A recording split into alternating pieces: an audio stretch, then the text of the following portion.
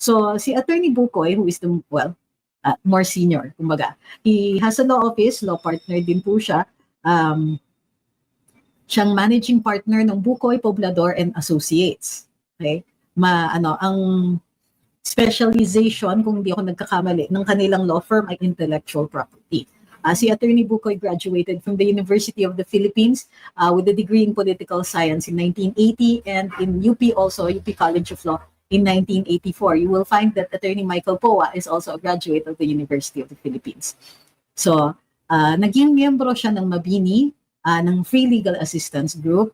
He was a law student when he became part of FLAG at naranasan niya manilbihan sa under the tutelage of Jose Jocno, Lorenzo Tañada, Joker Arroyo, etc. and was very active in the anti-Marcos movement in the 80s.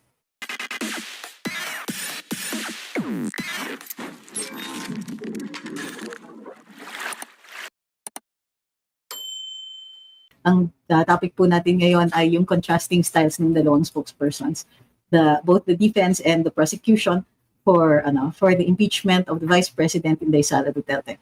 Na-trigger itong naisip ko itong pag-usapan ngayong gabi dahil napanood ko yung briefer ni Attorney Odi Bukoy ng House of Representatives at mayroon siyang mga highlights tungkol doon sa mga sagot nila doon. Meron silang reply kasi sa sagot ni VP Inday. So ganito yung procedure na nung ang Senado na binalik nila o sinoli nila ang articles of impeachment sa House for certification, iniintay din yan, kailangan din mag-manifest ang House ng kanilang willingness or na sila po ay magtutuloy pa rin doon sa impeachment.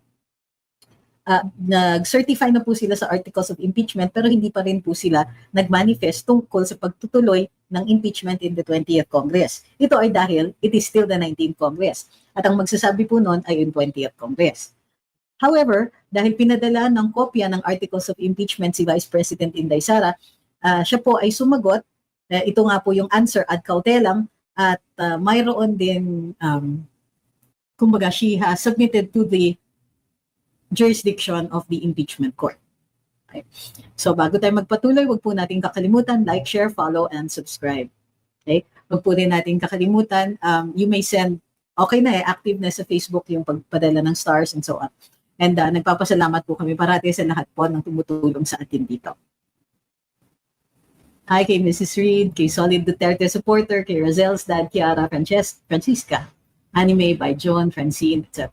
So, in part, i-discuss din po natin ang pinag-usapan ni Attorney Bukoy tungkol dito sa sa kanilang sagot o reply doon sa answer ni Vice President Duterte. Okay? Will be also question-driven today pero at least mapakita natin yung contrasting styles muna ng ating dalawang mga spokespersons. So, si Attorney Bukoy, who is the, more senior, kumbaga, he has a law office, law partner din po siya. Siyang managing partner ng Bukoy, Poblador and Associates. Okay? Ang specialization, kung hindi ako nagkakamali, ng kanilang law firm ay intellectual property. Si Attorney Bukoy graduated from the University of the Philippines with a degree in political science in 1980 and in UP also, UP College of Law in 1984. You will find that Attorney Michael Poa is also a graduate of the University of the Philippines. So, naging miyembro siya ng Mabini, ng Free Legal Assistance Group. He was a law student when he became part of FLAG at naranasan niya manilbihan sa under the tutelage of Jose Jocno, Lorenzo Tañada, Joker Arroyo, etc. and was very active in the anti-Marcos movement in the 80s. Medyo may mabait ito, si Attorney Bukoy. And apparently, when he, pag nakita natin yung kanyang pagpapaliwanag dun sa Kongreso, maganda siyang mag-explain. That doesn't mean to say na nakakalamang ang prosecution dito because magaling yung spokesperson nila. Gayunpaman, maganda siya mag-explain and it will be very easy for the prosecution to get their point across because he is their spokesman. Wala pang kinokonduct na press briefing si Attorney Michael Poa. As we know him, he was the Undersecretary of the Department of Education under VP Inday, and before that was her spokes. And after that, he was her spokes. He is a managing partner of his law firm, Poa Himala and Bertuccio. He specializes in criminal, civil, and commercial litigation, and he does taxation and special projects. Attorney Poa received his Juris Doctor from the University of the Philippines in 2018. He became a member of the Philippine Bar the year after.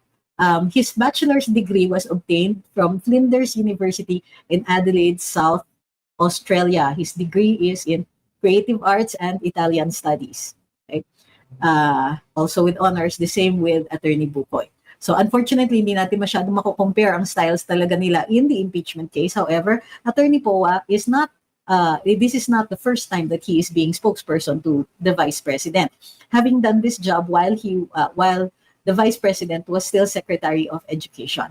So Attorney Poa has been active in giving press briefers with regard to the activities of the Department of Education, but he resigned before shortly after the start of the Congress's investigation to the Committee on Good Governance. Okay?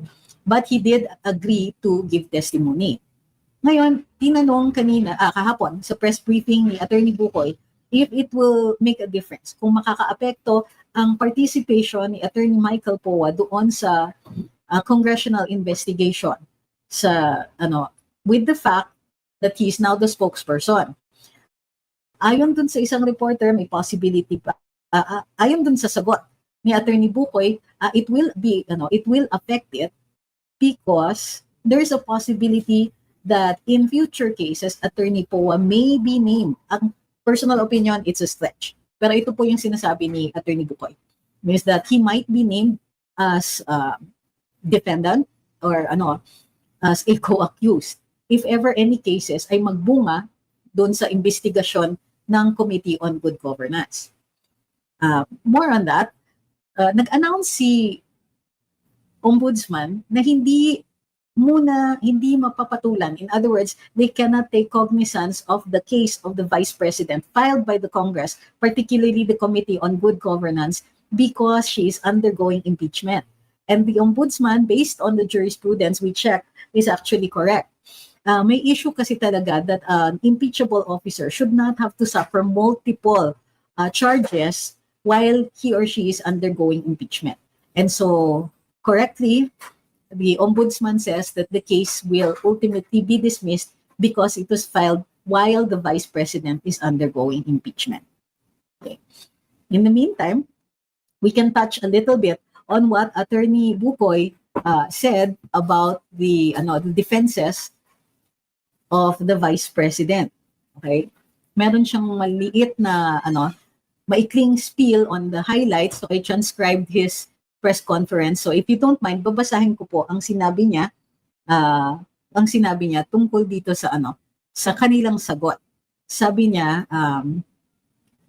tungo dun sa pagsabi ni VP na wala kang articles of impeachment kung kaya't hindi niya kailangan sagutin ito doon sa kanyang answer, ang sagot ng Kongreso o ng House of Representatives, particularly yung mga prosecutors, sa kanilang panig, mali daw po ang argumento ni VP.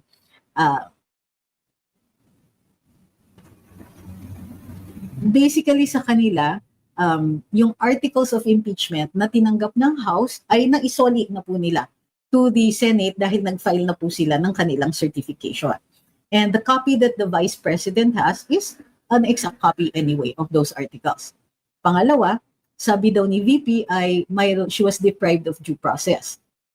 Pero dito, medyo nakita na po, inargue nila na sabi daw ng Korte Suprema, pagdating sa pagpa-file ng impeachment complaints, pwede naman pong i-collect or ikalap muna yung mga impeachment complaints before they are referred to the plenary and before the plenary refers it to the Committee on Justice. Ayon kasi daw sa Korte Suprema, ang referral to the Committee on Justice is what initiates the impeachment complaint.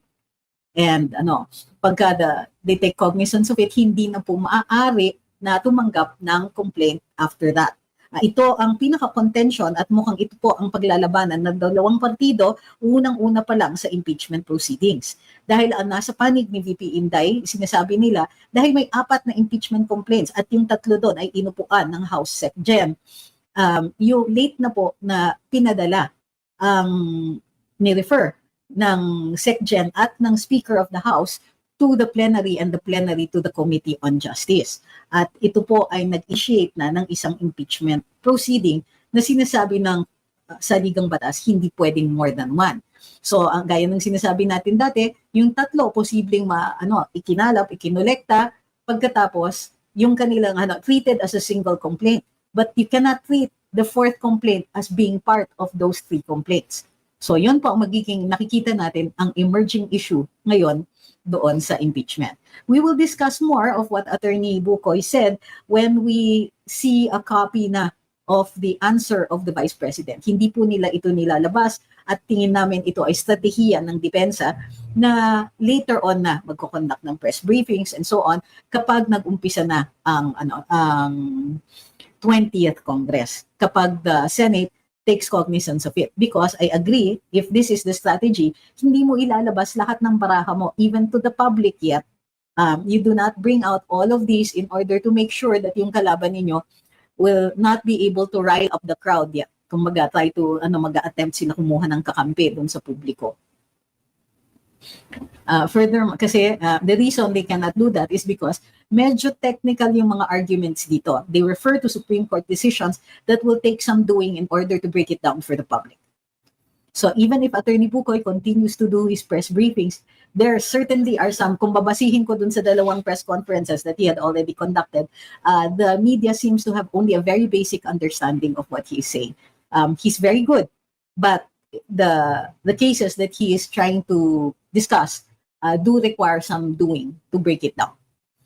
All right, so so in the meantime, ang makikita natin dito, si Attorney Poa's approach to public discourse or to press briefings, more precisely. To his press briefings, he is reserved, minimalist yung dating niya. He will tell you only what you ask for exactly, wala siyang ilalabis doon, which is good when you are on the defense. Kapag ikaw po ang tagasalita para sa isang nagapagtanggol, kailangan maingat ka doon sa sinasabi mo kasi pagka nagkamali, it might be spun against your client. Kasi when you're in the defense, you're already working on a position of, defense. Sumasalag ka, hinahagisan ka. Bihira yung may defense ka tapos ikaw ang nag-a-attack. So it is good for the type of Attorney Poa's approach to the press briefings is very much needed in a defensive position.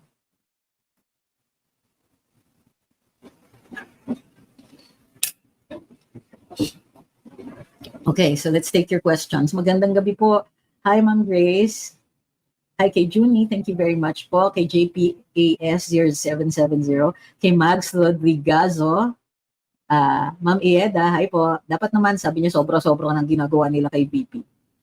Hi kay Sir Pompo po. Magandang gabi po sa inyo. Ma'am Melody, how are you?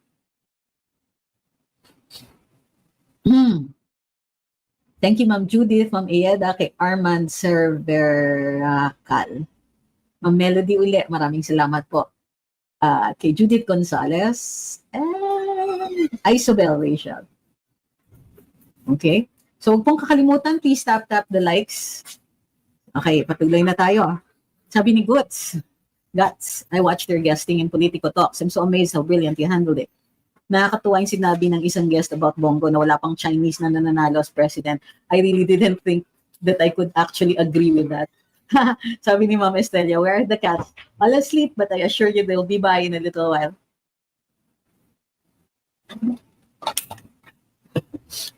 Sabi ni Ma'am Ara, natawa na lang siya sa pagka-nonsense ng sinabi niya. Sinabi niya, wala pang Chinese na nananalo as president. But Pinoy is Chinese blood too. Natawa na lang siya sa pagka-nonsense ng sinabi niya. But overall, Attorney Trixie nailed it. Very intelligent and professional. Ito ang wala sa kabilang parlor ang mga matatalinong DDS vloggers. Thank you very much. I do appreciate this. Hi kay Pedro ako, who's in Norway. Milbert Laurente from Kuwait. Gina Alabado. Hi po. Hi kay Sean, kay Ma'am Rebecca, kay Ma'am Jocelyn, kay Ma'am Estrella, who's still looking for the cats. And Dong Dong is watching from Cebu City. Joseph is asking how much po ang book. Oh my goodness, you're going to have to ask Chrisette. I understand there are two types. There's a hardbound type and a softbound one. And this is the second edition. I don't really know. Please just send a message to Kiffy Chu, Kiffy, CHU, you can see it in my background here, on Facebook. Hi, kay kay RB, I have questions. Kanina, now I forgot. Sobrang pagod today. Ma'am Teresa says, tama po ba na pag hindi na-convict si VP, hindi po siya makakasuhan? What do you mean, you mean dito sa impeachment? Well, she will be immune for about a year. Wilson is asking, can the RTC's confirmed acquittal of Laila de Lima after remand from the Court of Appeals to clarify its legality still be challenged? They can still file a motion for reconsideration. And yeah, it depends kasi hindi ko nakita yung decision ng Court of Appeals. Gayon pa man, if the Court of Appeals decision gives a full remand, in other words, binalik talaga sa trial court for a new decision, then pwedeng mag-motion for reconsideration, and if it is still attended by grave abuse of discretion, pwede pa rin pong iakyat. But only if it is attended with grave abuse of discretion.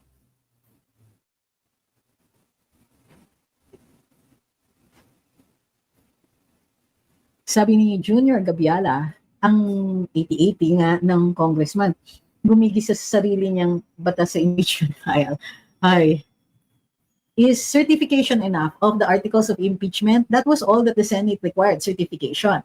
Now the challenge, in the answer of the Vice President, she challenges the articles of impeachment as being merely a scrap of paper because it violated the one proceeding, one official, 1 year rule.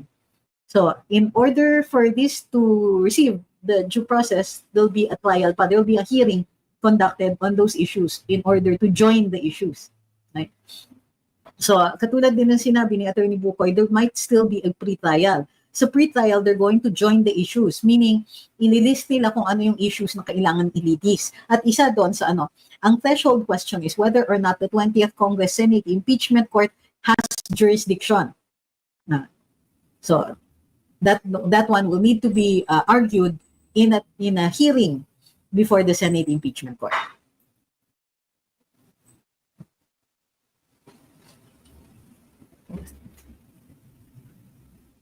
Sorry, kaya lang ako inaantok is because my cold medicine makes me sleepy. So, kaya mabilis ako sumasagot ng katanungan para hindi kayo antukin sa akin. Hi kay Liston, sabi niya, dami kong natututunan sa paliwanag niya. CR says, theory lang, ang tagabigay ng index card kay Virus sa isang attorney, yes, she is. Pwede ba siyang matanggalan ng lisensya kung mapatunayang guilty si Virus? Oh, but you have to prove her participation. You don't just, ito yung sinasabi ko sa inyo, there's no such thing as guilt by association. Ngari, kaibigan ko si B. Si B commits a crime dahil ba kaibigan ko siya, automatic that I'm going to be, I'm guilty. O, for instance, client ko, si C. C commits a crime. That doesn't mean that the lawyer committed the crime. You have to prove the elements of the crime as committed by the other person that you're also accusing. Yan yung nature ng due process. Hi kay Remnat, ingat sa pag-live. Leo says, he just tuned in, watching live from Verona. Ooh, fair Verona. Diba, that's what Shakespeare said. Sabi ni Cutie, napanood kita sa politiko, iba ka talaga, bagay na bagay sa gobyerno, matalino at napakatalino at nirerespeto ng mga kausap. Salute. Well, to be fair, mabait naman din kasi yung mga, so akin kasi lahat mabait eh. Mabait naman yung mga hosts.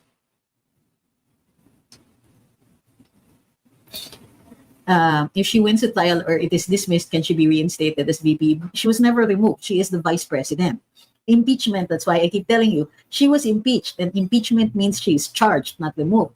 The reason for the trial in the Senate is so that may due process. The due process will determine if she did commit the wrongs, the grounds for impeachment, and if what the penalty is to be imposed on her.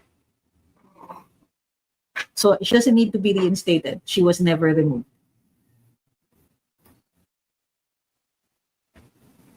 Hi, Ma'am Del.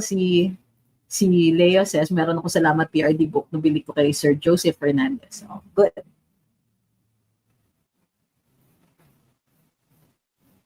Although right now, ang nagsisell lang is Skiffy, is Crisette. Okay? Sabi ni Neng, sabi ng spokesman prosecution, wala daw legal or technical basis ang sagot ng camp ni VP. Di daw sinagot ang accusation. Eh, paano if wala din naman kasi legal basis ang accusation nila? What do they expect?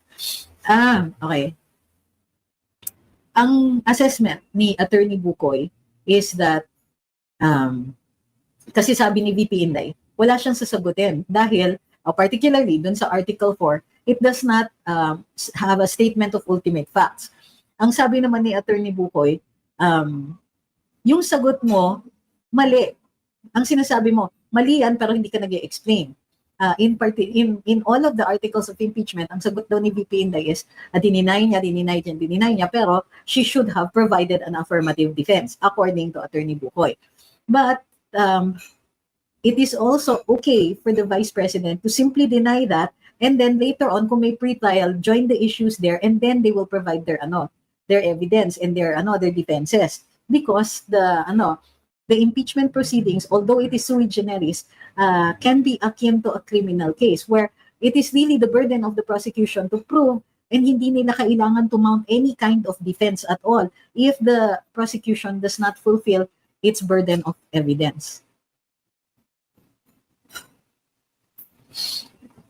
Sabi ni Buong, kabalo ka magbisaya, konti lang, naiintindihan ko pero hindi ko masalita. I don't have enough memory, kumbaga, although mas maiintindihan ko kung Ilocano. Hi kay Rod, sabi niya nakikinig siya from Saudi, lagi daw siyang excited makinig. Salamat po.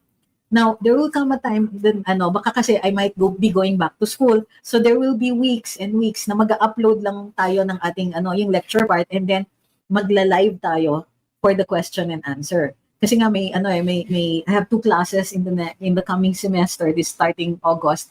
So I might not have that much time for answering questions. So iipunin natin yung mga questions ninyo for a live, but I will be always uploading a video every day.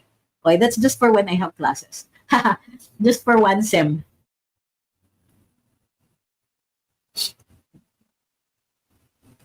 Sabi ni Rod, yung suggesting mo, pag ikaw nagsasalita, parang napakadaling intindihan ang batas. That's why we're always eager to listen and watch it talk. I thank you very much, ma'am.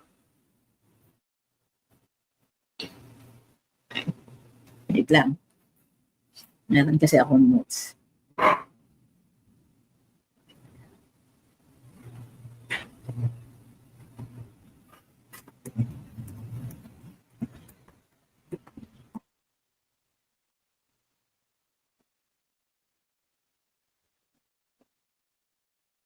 Okay. Sabi ni Sir June, explain or expound the ultimate fact.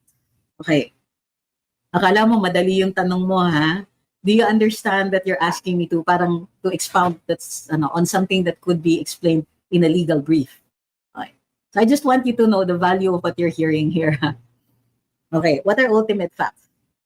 There's evidence, there's facts. Facts are something that you establish using evidence. When you put together your evidence, that constitutes proof if you can prove what you are saying. Right. So, for example, the statement of ultimate facts would be, let's say, B pushed C down the stairs.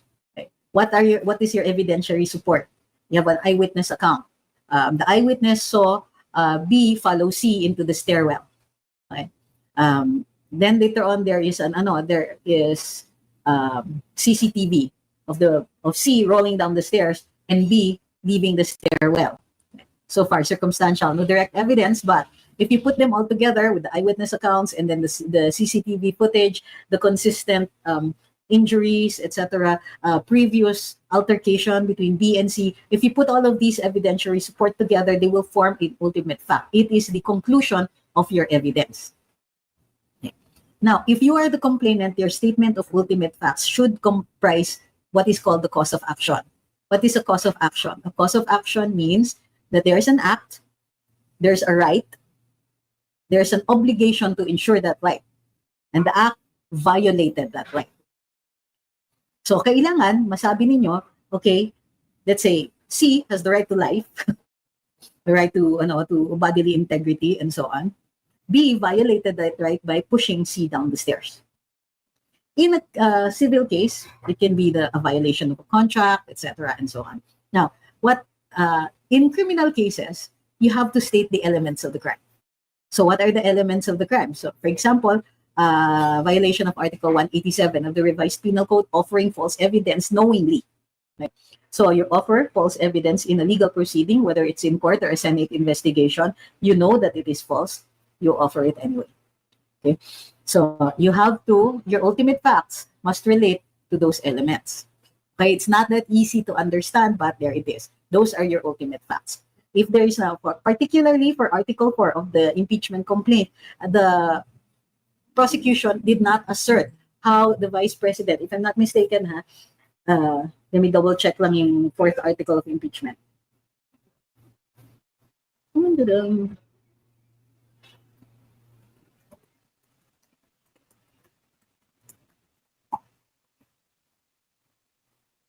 Okay, here we go. In the fourth article of impeachment, it states, amassing unexplained wealth and failing to disclose all property and interest in property, and in her statement of assets and net worth, in violation of Section 17, Article 11 of the 1987 Philippine Constitution. So, amassing unexplained wealth. Okay, first, you have to indicate how did, first of all, where is this amassed wealth? They didn't say. How did she amass the wealth? What were the acts that constitute amassing this wealth? And that is the only time where you will compare the so-called wealth with the SALN. Ito po yung sinasabi natin na gusto ni Antonio Trillanes na i-file kasi gusto niyang gamitin ito as an excuse to open up her bank records. Now, even the Senate impeachment court will hesitate in giving an order if this is a mere accusation without an explanation of what are the acts that constitute amassing illegal wealth, amassing unexplained wealth. So yun po yung But ang kulang dito is the statement of ultimate facts. How did she amass that that wealth? Amassing unexplained wealth, well, that is that's the conclusion, but not the conclusion based on evidentiary support. Without it, it has no evidentiary support. There is no support for the particular acts where she amassed that illegal wealth. Okay, are we clear on ultimate facts? Are you sick? Yes, I am. You look sad. For me, the past few days, saludo po ako sa inyo ni Sas. Sama si Kifi sa patuloy na pag-educate sa mga Pilipino kahit may mga nang-iintriga. Salamat while waiting for my flight going home to Cebu. Ay, uwi kayo ng Cebu from UAE, si Ma'am Karen. Don't worry about us, we're okay. But yes, I am sick. I have a cold. Also not very happy, but when you have 17 cats and 3 rambunctious dogs, it's very hard to stay sad. So, it's okay. Sabi ni, ay grabe ka, sabi ni TRD, ang Attorney Pix natural na matalino, yung iba matalino din sa index card. Uy, grabe ka. Ano po mas okay, maging speaker? Tiangco, Benitez, sino ba yung mga in contention? Tatlo, di ba? Tiangco, Frasco, Benitez. Sa totoo lang, I don't see very much difference in all of them. Tiangco is related to the Marcoses. So, but has shown that he is contra Martin. That might be going for him. Frasco, definitely contra Martin na.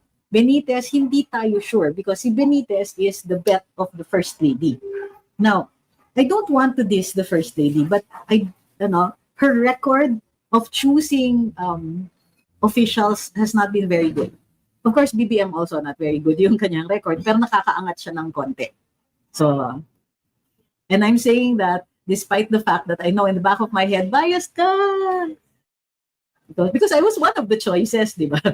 So that might not be a good question to ask sa akin. And yes, I will readily admit that I might not be the best person to ask that.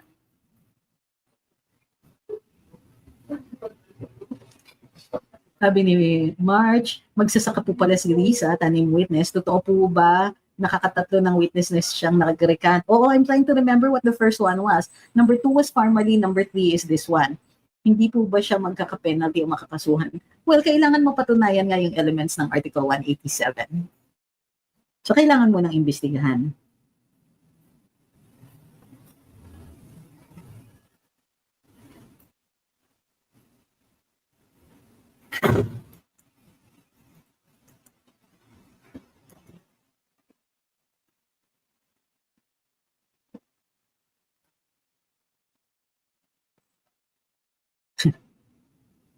Sabi ni Rod, totoo yan, nakaka-happy ang cat. If you, how do I put this gently? If you're into, I don't know, the label is nowadays New Age, weakened traditions, alternative religions, etc. Cats are supposed to absorb negative energy and they ground it. They don't retain it themselves, they ground it.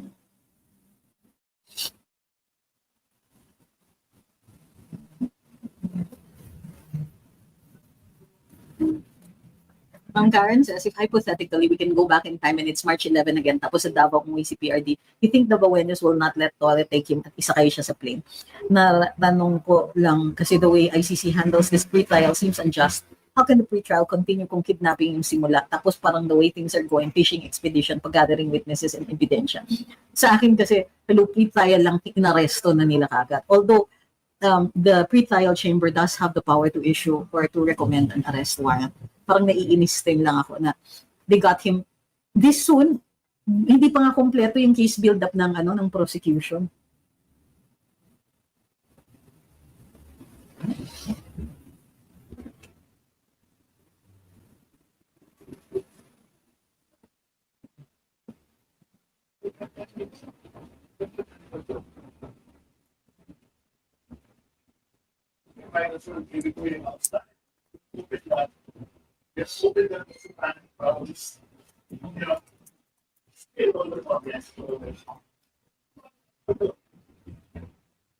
Sabi ni Boy, at good evening, DDS dapat may magkaso sa ethics kay Juan Tiveros. Sobra na ang panggagago sa mga Pilipino kung totoo itong sinasabi ni alias Rene.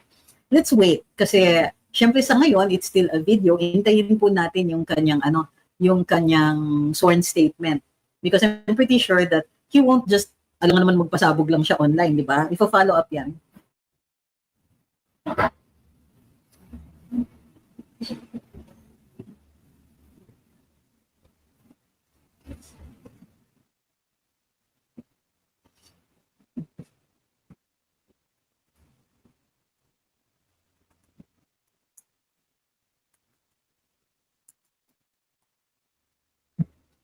Sabi ni Ma'am Marisa, grabe po, humabol pa si VP sa Dubai that time. Late siya ng 1 hour, nakalipad na yung plane, ayon kay Sec Roque.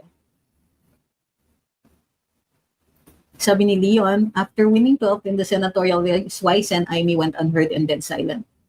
What do you mean dead silent? She participated in the proceedings on impeachment in the Senate, and after that, the Senate adjourned sine die. So there's no sessions. None of the senators are really speaking. They're waiting for the 20th Congress. So kayo lang po, bakit nag-aabang kayo ng statement kay Sen Aimee? Sinama nga siya ni VP sa Hague, di ba? Sabi ni Kid, in situations like that of the VP na accused pa lang, which is grammatically correct, anong ebidensya mo, anong pruweba mo? It depends on what your point is. So if you're saying na completely baseless yung argumento niya, ebidensya please, and then pag nilabas ang ebidensya, that's not proof. Kumbaga, it doesn't logically lead you to the conclusion of the establishment of the fact that you're trying to prove. So if it fails in its proof, in proving, then you say, hindi naman yan pruweba eh.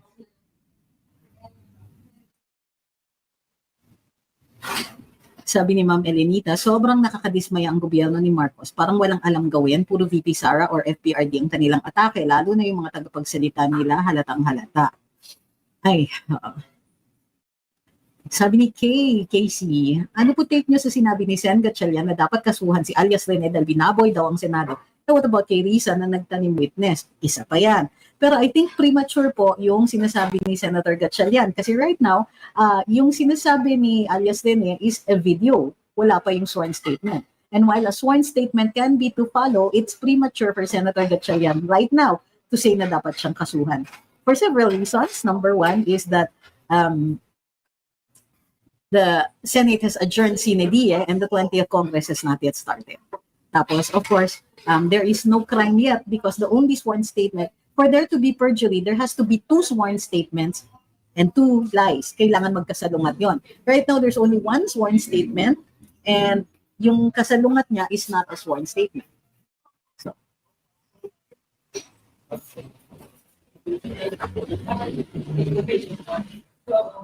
sabi ni Neng, totoo po ba yung sinasabi ni Attorney Conti na ICC cases, especially PRDs, usually take years kasi sabi niya the next president can have a say in it.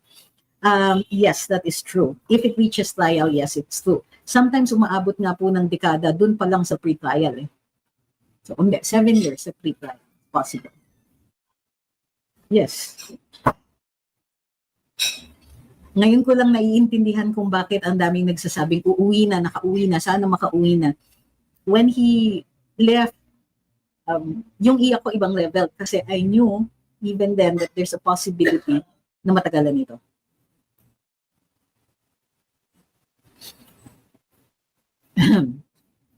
Sabi ni Ma'am Karen, you're sick. Meron akong dalang lemongrass tea kaso medyo may phobia sa flight from Cebu to Manila. Not a fan of naiyas tanim damin. Ayan, kita ko ng ngiti sa mga mata mo. Yung ICC para magka-budget sa mga member states kahit unlawful at etchosera yung bulong ng trial, especially if it is in the pre-trial pa lang, go. Kaya naiintrigang corrupt yung kangaroo court. Naiintriga nga sila. Marami. Actually, even in the cases, like that one case I was telling you about, diba? Haba ng name MB yung start. In the middle of trial na, in the middle of trial, dismiss yung kaso niya kasi wala talagang ebidensya. Hi, Ma'am Susan. Sabi niya, good evening, sending you love and support. Don't be sad. Time is the ultimate truth teller. You have done so much to help the PRD government and you continue to do so by educating everyone to ensure they understand their rights and fight for what is right. Please don't get tired fighting for the country, praying for good health always. Can't thank you enough, Miss Kitty, MJ, and Joey every other day. Thank you, ma'am. We really do appreciate this. Pero hindi po ako nalulungkot because of what's being said. Let's just leave it at that. Sabi ni Joel, bakit naniniwala ang Senado sa unang testimonya ni Alias Rene na ang mga mag-amang Duterte ay kay Kibuloy pa nang hingi ng baril? Actually, binili daw. Di ba yun nga yung sinasabi ni ni VP, ay may gun store ba sa sa Glory Mountain? Doon nagkabilihan.